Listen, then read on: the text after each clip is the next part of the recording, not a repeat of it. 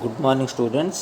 ఈరోజు మనము triple IT రిజల్ట్కి సంబంధించి ఒక గుడ్ న్యూస్ చూడబోతున్నాము. ఇక్కడ మనం చూసినట్టయితే కనుక ఒక న్యూస్ పేపర్లో రాయటం అంటే ట్రిపుల్ ఐటీ అధికారులే అనౌన్స్మెంట్ ఇచ్చారనమాట. ఏంటి అంటే చూడండి, ఎప్పుడెప్పుడా అని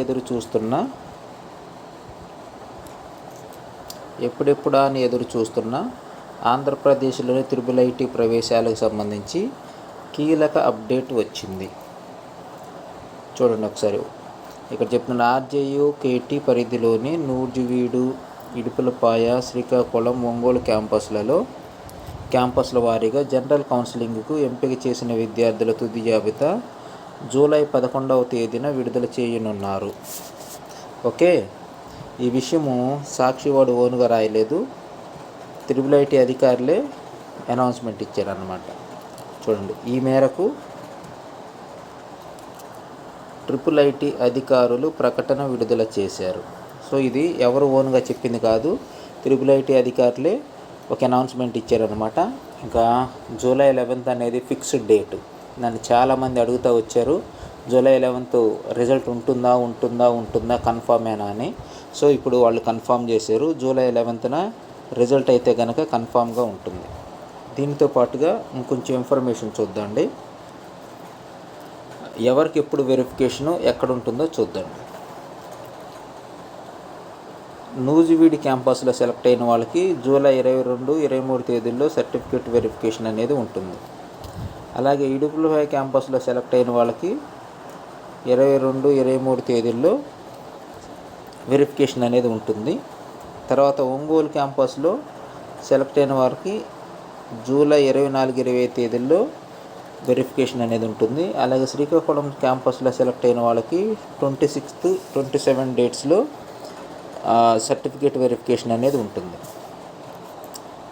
అయితే స్పెషల్ కేటగిరీ ఎన్సీసీ కానీ స్పోర్ట్స్ కానీ వీళ్ళంతా కూడా ఆల్రెడీ ధ్రువపత్రాల పరిశీలన జూలై 5th కంప్లీట్ అయిపోయింది. కాబట్టి వీళ్ళందరితోటి కలిపి ఇచ్చేస్తారు, ఇంకా మళ్ళీ వాళ్ళకి వెరిఫికేషన్ అనేది ఏమీ ఉండదు. నెక్స్ట్ చూద్దాం.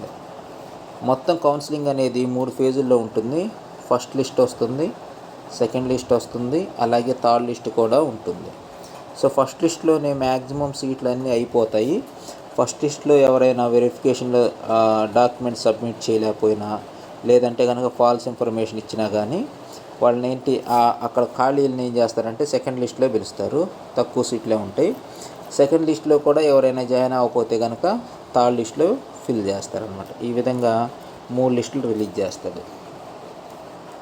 అయితే ఇప్పుడు మనం ఏంటి అంటే మొత్తం ఎన్ని అప్లికేషన్లు వచ్చినాయి, అందులో బాయ్స్ ఎంతమంది అప్లై చేశారు, గర్ల్స్ ఎంతమంది అప్లై చేశారు, గవర్నమెంట్ స్కూల్ వాళ్ళు ఎంతమంది అప్లై చేశారు అనే విషయాన్ని ఒకసారి చూద్దాం.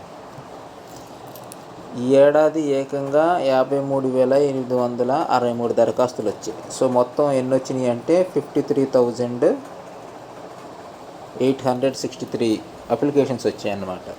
అయితే ఒక్కొక్క ట్రిపుల్ ఐటీకి 1000 సీట్లు ఉంటాయి.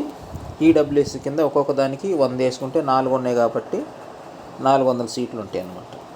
మొత్తం ట్రిపుల్ ఐటీలో ఎన్ని సీట్లు ఉన్నాయి? 4,400 సీట్లు అందుబాటులో ఉన్నాయి.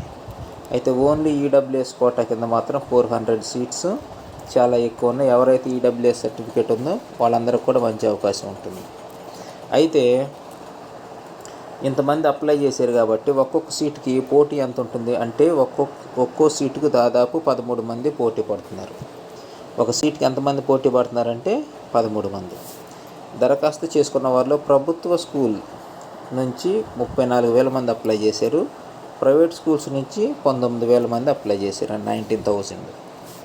ఇందులో 23,000 బౌలరు అంటే బాయ్స్ ఉన్నారు, 30,000 గర్ల్స్ ఉన్నారు అన్నమాట. అంటే బాయ్స్ కన్నా కానీ గర్ల్స్ నుంచే ఎక్కువ అప్లికేషన్ అనేవి వచ్చాయి.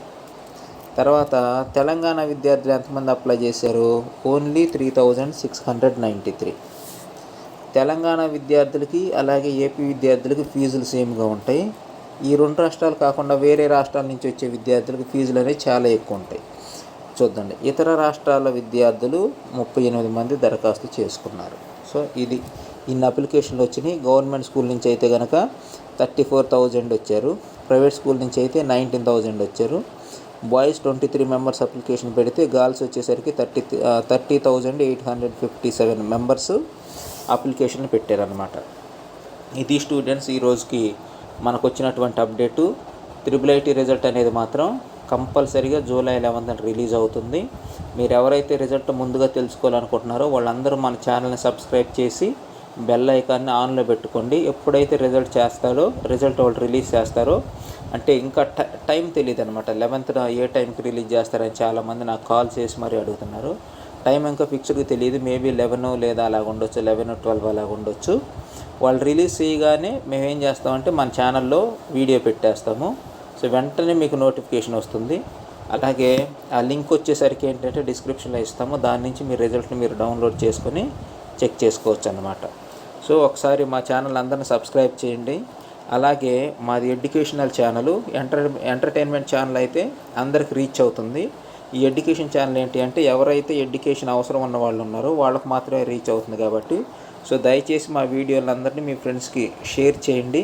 అలాగే లైక్ చేయండి. మీరు లైక్ చేయటం వల్ల ఏంటి అంటే యూట్యూబ్ మా వీడియోలని ఎక్కువగా అందరూ పంపిస్తుంది అన్నమాట.